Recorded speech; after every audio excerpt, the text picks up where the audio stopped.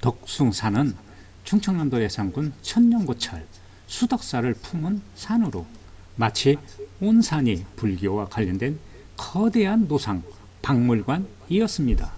충남 예산군 덕산면 사천리 38-7번지 수덕사 정문에 도착합니다. 매표소를 통과하는데 이른 아침이라 그런지 돈을 받지를 않는군요. 삼거리에서 주차장은 좌측으로 진행합니다. 1000대 정도 받칠 수 있는 넓은 주차장이 나오는군요.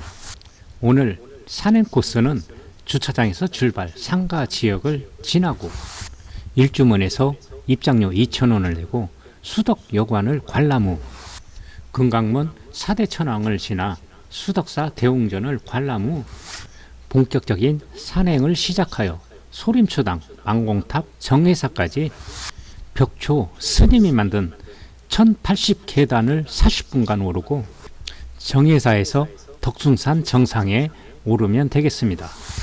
원점 회계 코스로 산행거리 왕복 5km이고 산행시간 3시간이 소요되었습니다.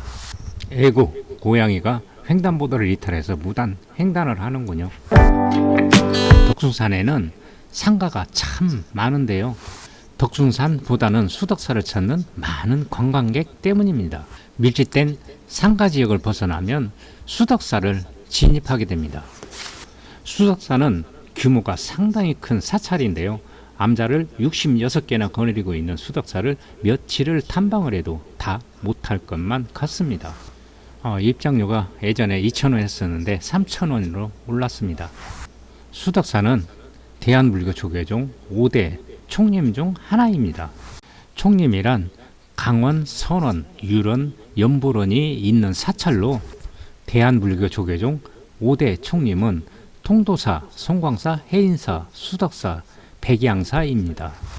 총림 수덕사 일주문에서 5분 정도 올라가면 예전에 있었던 매표소와 일주문이 나옵니다. 일주문에 걸려있는 현판 덕숭산 수덕사와 그 뒤로 동방제일선원은 전남 진도 출신 손재영 선생님의 필체입니다. 일주문 왼쪽에는 해탈교를 지나 수덕사 미술관과 수덕사 여관이 자리합니다. 선 미술관은 불교 문화와 근대 미술을 이용로 화백이 미술 세계를 접목시켜 건립한 우리나라 최초 불교 전문 미술관인데 아쉽게도 출입 금지를 시켜놓아 관람을 하지 못했습니다. 수덕사 미술관에서 우측으로 방향을 틀으면 수덕여관이 나옵니다.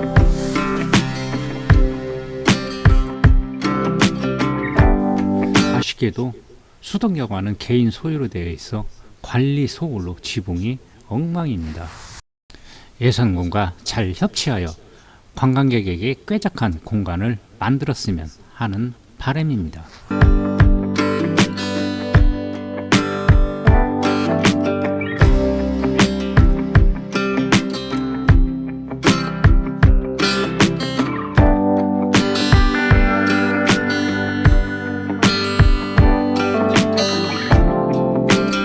이용로 화백이 바위에 암각한 장소도 찾기가 어렵습니다. 뒤뜰로 돌아가니 이용로 화백의 한글 자모들이 엉키게 조형화시킨 암각을 너럭바위에 표현한 작품을 만날 수 있었습니다. 이 암각은 이용로가 1960년대에 한창 빠져있던 문자 추상화입니다. 이용로 화백은 1969년 동백잎 사건에 연루되어 옥고를 치렀고 1969년 사면된 뒤 프랑스로 떠나기 전에 이곳에 머물면서 바위에 2점을 문자적 추상화로 암각화를 남겼습니다. 이응로 화백에게 무엇을 그린 거냐고 묻는 이들에게 사람이 살아가는 모습이며 영고성세의 모습을 표현했다고 했습니다. 여기에 내 모습도 있고 내 모습도 있다. 우리가 살아가는 모습이다 라고 했다는 말이 전해집니다. 글자 같기도 하고 사람 모양 같기도 한 것이 역동적으로 표현되어 있습니다.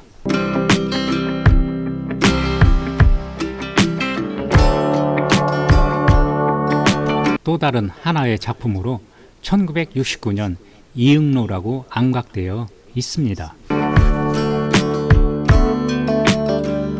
예산군 덕산면 사천리 20은 이응로 선생이 한때 작품 활동을 하였던 것으로 그 역사성을 기념하기 위하여 여기에 표석을 세운 곳입니다. 오래된 노거수는 이응로 화백의 모습을 알 수가 있을련지요. 노거수 목배기롱이 이응로 화백의 민속이자 역사를 말해주는 듯 합니다. 그리고 시원한 계곡에서 이응로 화백은 한여름에 목욕을 했을 겁니다. 수덕여관에서 나오면 덕순산 수덕사 사적비가 나옵니다.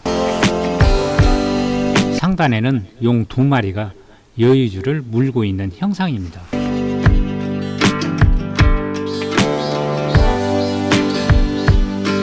하단에 있는 몸통은 거북이 상상의 동물이 여의주를 물고 사적비를 받치고 있는 형상입니다.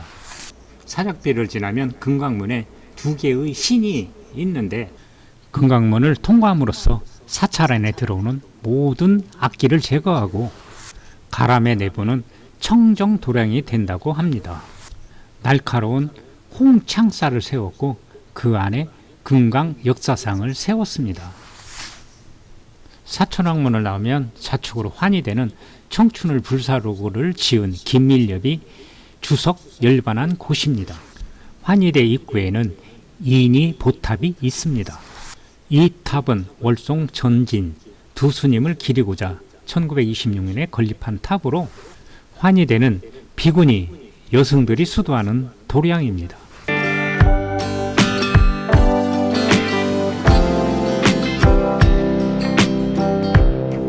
환희대의 본당은 원통 보전입니다.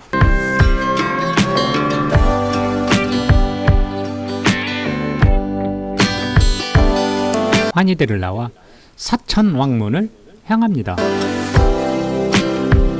동쪽을 지키는 쥐국천왕은 손에 보검을 쥐고 있습니다. 북쪽을 지키는 다문천왕은 왼손에 비파를 잡고 오른손으로 줄을 튕기는 모습입니다. 서쪽을 지키는 광목천왕은 붉은 관을 쓰고 있으며 삼지창과 보탑을 들고 있습니다. 마지막으로 남쪽을 지키는 중장천왕은 오른손에 용을 잡고 있고 왼손엔 용의 입에서 빼낸 여의주를 쥐고 있습니다.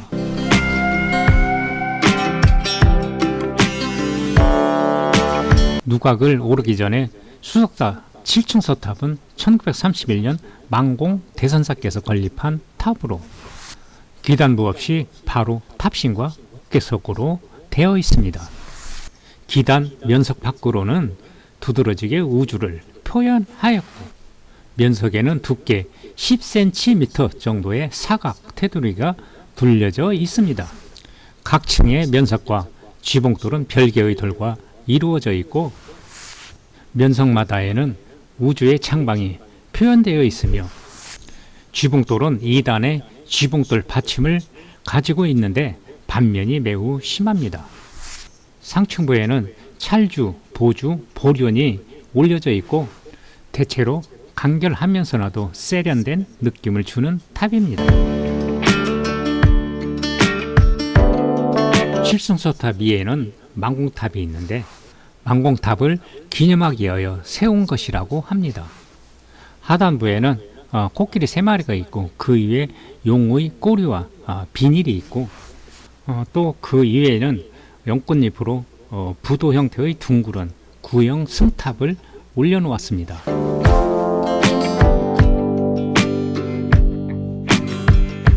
망공탑 건너편에는 포대화상이 있는데 아이들의 짓궂은 장난에도 웃음으로 받아넘기는 포대화상입니다. 포대화상의 배를 만지면 복을 준다고 합니다.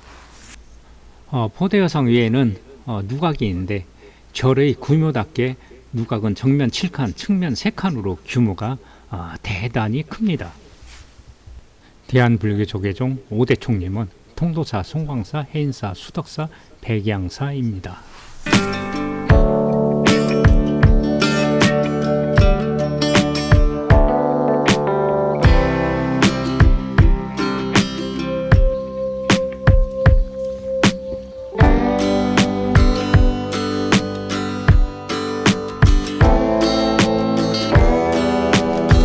덕숭사의 총림을 이끄신 스님들입니다.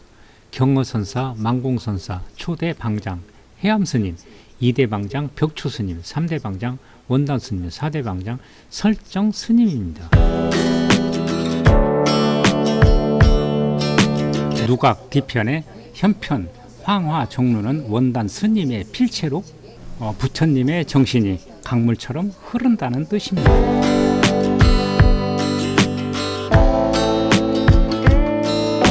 수덕사 대웅전은 국내에 현존하는 목조 건물 가운데 봉정사 극락전과 영주석사 무량 수전에 이어 오래된 목조 건물로 국보제 49호로 지정되었고, 대웅전 정면에는 유형문화재 제103호 3층 석탑이 있으며, 대웅전 양옆에는 승려들의 수도장인 우측은 백년당과 좌측은 청량당이 있습니다. 세계 일화는 망공 스님이 쓴 세계는 한 송이 꽃이란 뜻입니다. 1945년 8월 15일 일본이 항복하고 그 소식을 들은 망공 스님은 길가에 핀 무궁화꽃 몇 송이를 땄습니다. 무궁화꽃에 먹을 찍어 세계 일화라는 글을 쓰고 낙관 대신 무궁화 근자를 써서 근화필이라고 썼습니다. 백년당 아래에는 스님의 애부를 알리는 법고각이 있습니다. 법고각 옆에 있는 노거수는 수덕사와 함께 1000년을 함께 했습니다. 그래서 오래된 노거수는 살아있는 민속이자 역사라고 말합니다. 범종각의 모습입니다.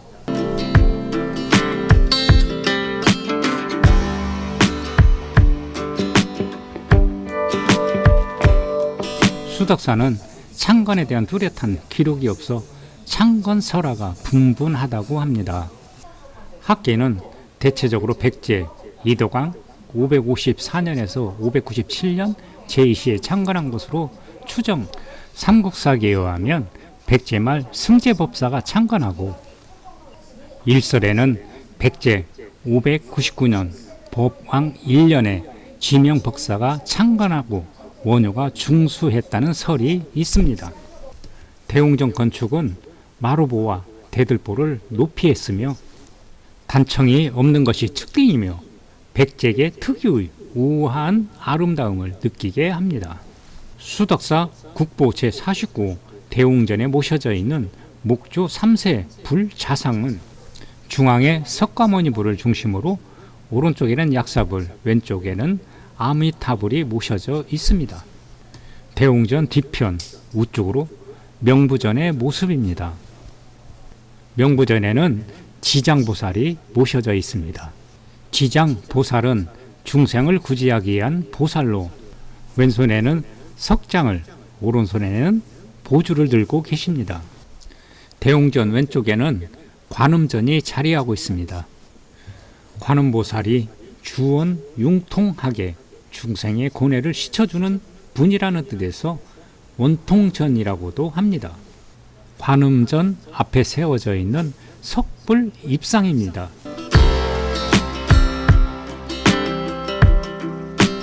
석불 입상 바로 아래에는 관음보살과 관음바위는 수덕사의 창건설화와 관련되어 있으며 수덕사가 관음도량임을 상징하고 있습니다.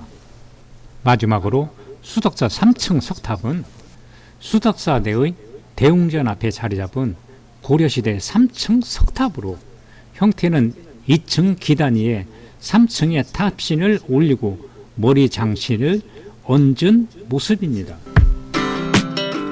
수덕사 경내 모습을 관람하고 지금부터 본격적인 산행을 시작하겠습니다. 산행은 청량암 아래 좌측으로부터 시작됩니다. 청년암에 있는 이정표만 잘 찾으면 전체적으로 이정표가 아주 잘 되어 있습니다. 그럼 덕숭산 정상까지 1.9km를 향해서 출발합니다. 담벼락 아래에 등산로가 양호하게 아주 잘 되어 있고 그곳에 계곡물이 흐르고 있습니다. 좌측으로 구름다리를 건너면 견성암 코스이고 인삼대장은 직진을 하겠습니다. 수덕사를 끼고 있는 이 덕숭산은 하나의 이 커다란 유상 박물관입니다. 산행보다도 수덕사에서 시간을 많이 소비한 것 같습니다. 지금부터 본격적인 산행을 시작했습니다. 사면 석불입니다. 정면에 석가바니불은 자상을 하고 있는 모습입니다. 그리고 사방으로 약사불, 아미타불, 미륵존불은 입상입니다. 우리나라 최초 사면불은 예성군 봉산면 화전리에 있는 것으로 수덕사의 사면불은 2008년에 봉안된 것이라고 합니다. 계곡은 돌을 잘 다듬어 돌다리를 만들어 놓아 계곡이 친환경이어서 자연 그대로의 모습이 좋았고, 계단도 돌을 잘 다듬어 만드는 모습이 너무 인상적이었습니다. 벽초 스님의 수행길로 1080개를 만든 돌계단이라고 합니다. 수덕사에서 670m 올라오면 소림초당 삼거리에 도착합니다. 이정표가 나오고 정상은 좌측으로 1.2km이고 소림초당은 우측으로 20m에 위치하고 있습니다. 스님의 수행을 방해할까봐 소림초당을 멀리서 눈으로 감상합니다. 소림초당은 망공 스님의 뜻에 따라 벽초 스님이 지었다고 합니다. 소림초당을 관람한 후 정상 1.2km를 향해서 출발합니다.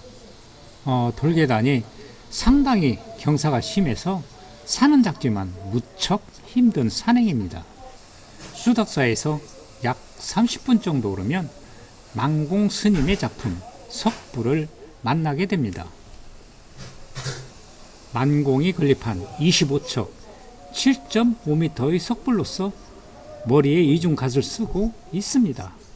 그 당시에 망공 스님의 스승인 경어 스님은 실을 잘 썼고, 만공 스님은 돌을 아주 잘 깎았다고 합니다. 우아한 부처님의 모습, 만공 스님의 최고의 걸작품입니다.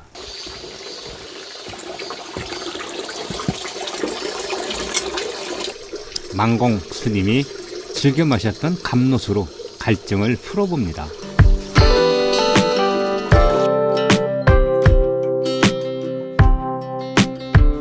향원각도 출입금지라 조용히 돌아섭니다.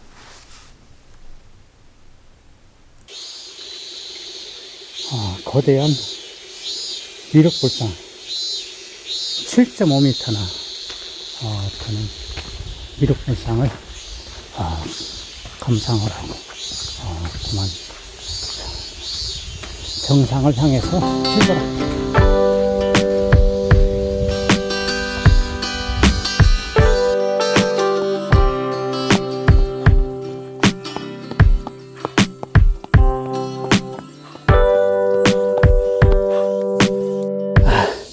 향원각에서 150m 정도 올라오면 만공 스님의 업적을 기리기 위한 만공탑이 나옵니다. 만공탑은 만공 스님의 업적을 기리기 위하여 1947을 세운 부도탑으로 만공탑의 높이는 3.1m이고 넓이는 2.41m입니다. 탑 정면에는 만공탑이라 쓰여 있고, 왼편으로 돌아가면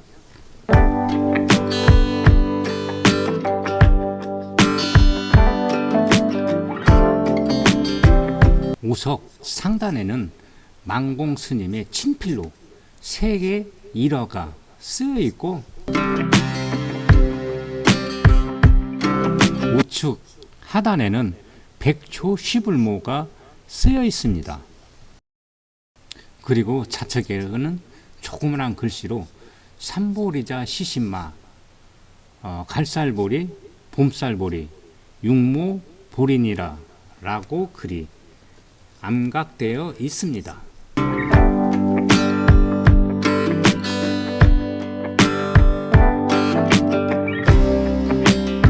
그리고 좌측으로 천마불효 일행의 뜻은 1000번 마음속으로 생각하는 것이 한 번 행함만 못하다는 의미입니다.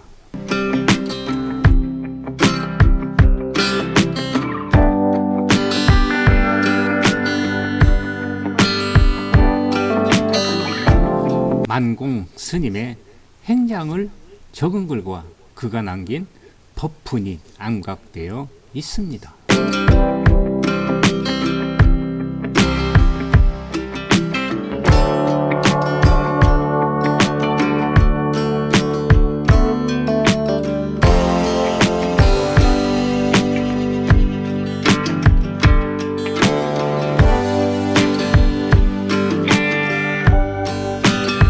만공탑을 관람하면 정상 1.11km 이정표가 있습니다.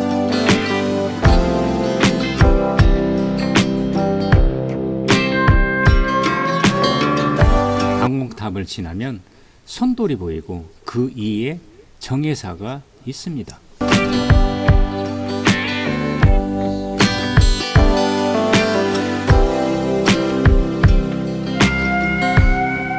선돌이 있는 곳에서 좌측으로 진행하면 성문이 나옵니다.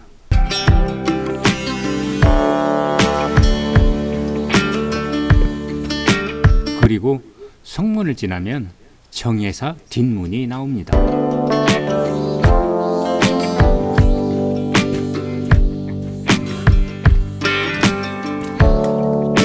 진양문을 열고 사찰을 관람하려 했는데 문이 굳게 닫혀 있습니다. 담 너머로 정해사 아래 향적당이 있고 그 아래 금선대는 보이지 않는군요. 다시 삼거리로 들어와 정해사로 향합니다. 수덕사에서 1080개 계단을 40분간 오르면 계단 끝 지점에 정해사가 자리합니다. 정해사는 비구승, 즉 남자 승려들이 참선하는 선방입니다. 정해사는 백제 599년에 지명 법사가 창건한 것으로 추정되며 1930년에 망공선사가 중수하여 현재 불구기를 움직이는 고승들을 많이 배출한 곳입니다. 안거 기간에는 문이 잠겨 있어서 일절 외부인 출입금지 원칙이며 또한 일절 면회금지 및 TV, 라디오, 신문도 허용되지 않는다고 합니다. 스님이 되기에 수행하는 이곳 사찰을 보고 내 마음도 숙연해집니다. 조용히 정상을 향해 출발합니다. 덕숭산 정상이 910m 남았습니다. 우측에 해우소가 보이고 스님들이 양식을 위해 텃밭을 가꾼 곳이 나옵니다. 농기계도 보이고 텃밭이 모두 500여 평 정도 되어 보입니다.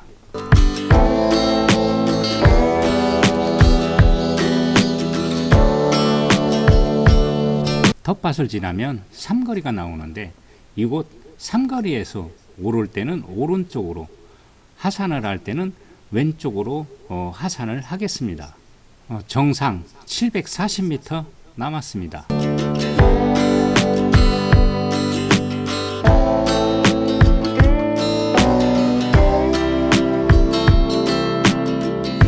모처럼 숲길 같은 오솔길을 걷습니다. 아주 상쾌한 숲입니다. 곧이어 전월사 삼거리가 나옵니다. 만공스님은 이곳 전월사에서 공민왕에게서 선물 받은 가야금으로 말년을 보냈다고 합니다. 덕숭산에 있는 모든 암자는 출입 통제 구역입니다. 덕숭산 산행은 처음부터 정상까지 수덕사와 관련된 큰 사찰입니다. 그래서 덕숭산은 불교에 관련된 커다란 노상 박물관으로 표현하고 싶습니다. 덕숭산 안에 품고 있는 수덕사에 관련된 이야기를 하다 보니까 벌써 정상에 도착했습니다.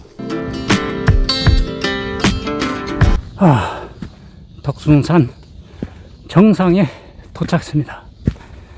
오늘도 산림청에서 지정한 100대 명산을 정복합니다.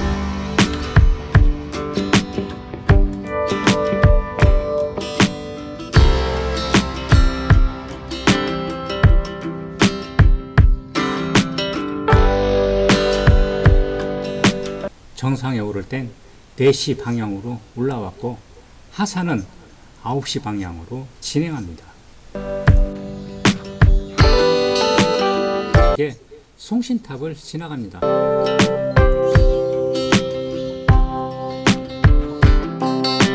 곧이어 삼거리가 나오고 자축 1.51km 수덕사로 진행합니다.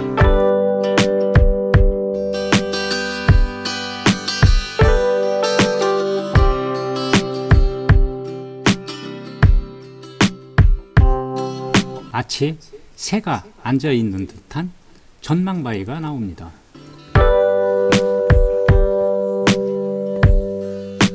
덕중산을 오르면서 처음 보는 조망입니다. 산행을 출발했던 주차장을 당겨봅니다. 삼거리가 다시 나오고 수덕사까지 원점 회귀를 하겠습니다. 견성암 삼거리 돌담을 지나 수덕사에 도착합니다. 빈대떡과 동동주 한 잔이 꿀떡 같은데 운전 때문에 꾹 참습니다. 오늘 산행은 산행 시작부터 끝날 때까지 수덕사 이야기만 하여 지루한 점도 있을 겁니다. 하지만 100대 명산을 완주하는 사람은 꼭 올라야 하는 산이기에 지루해도 속 깊게 저를 이해하는 마음이 필요한 산이라고 생각합니다. 동정주 대신 커피 한 잔으로 마음을 달래며 오늘 산행을 모두 마칩니다. 시청해 주셔서 감사합니다. 구독, 좋아요 부탁해요.